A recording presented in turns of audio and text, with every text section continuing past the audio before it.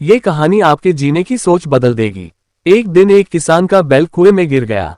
वह बैल घंटों जोर जोर से रोता रहा और किसान सुनता रहा और विचार करता रहा कि उसे क्या करना चाहिए और क्या नहीं। अंततः उसने निर्णय लिया कि चूंकि बैल काफी बूढ़ा हो चुका था, अतः उसे बचाने से कोई लाभ होने वाला नहीं था और इसलिए उसे कुएं में ही दफना देना चाहिए।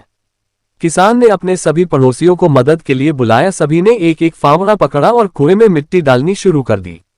जैसे ही बैल की समझ में आया कि यह क्या हो रहा है, वह और जोर जोर से चीख चीख कर रोने लगा और फिर अचानक वह आश्चर्यजनक रूप से शांत हो गया। सब लोग चुपचाप कुएं में मिट्टी डालते रहे। तभी किसान ने कुएं में झांका तो वह आश्चर्य से सन्न रह गया। अपनी पीठ पर पड़ने वाले हर फावड़े की मिट्टी के साथ वह बैल एक आश्चर्यजनक हरकत कर रहा था। वह हिल हिलकर उस मिट्टी को नीचे गिरा देता था और फिर एक कदम बढ़ाकर उस पर चढ़ जाता था।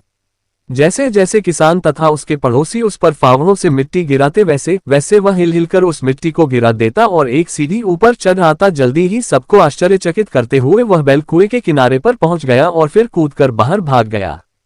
ध्यान रखें, आपके जीवन में भी बहुत तरह से मिट्टी फेंकी जाएगी, बहुत तरह की गंदगी आप पर गिरेगी। जैसे कि आपको आगे बढ़ने से रोकने के लिए कोई बेकार में ही आपकी आलोचना करेगा। कोई आपकी सफलता से ईर्ष्या के कारण आपको बेकार में ही भला बुरा कहेगा। कोई आपसे आगे निकलने के लिए ऐसे रास्ते अपनाता हुआ दिखेगा जो आपके आदर्शों के विरुद्ध होंगे। ऐसे में आपको हतोत्साहित होकर कुएं में ही नहीं पड़े रहना है, बल्कि साहस के साथ हर तरह की गंदगी को गिरा देना है और उससे सीख लेकर उसे सीढ़ी बनाकर बिना अपने आदर्शों का त्याग किए अपने कदमों को आगे बढ़ाते जाना है।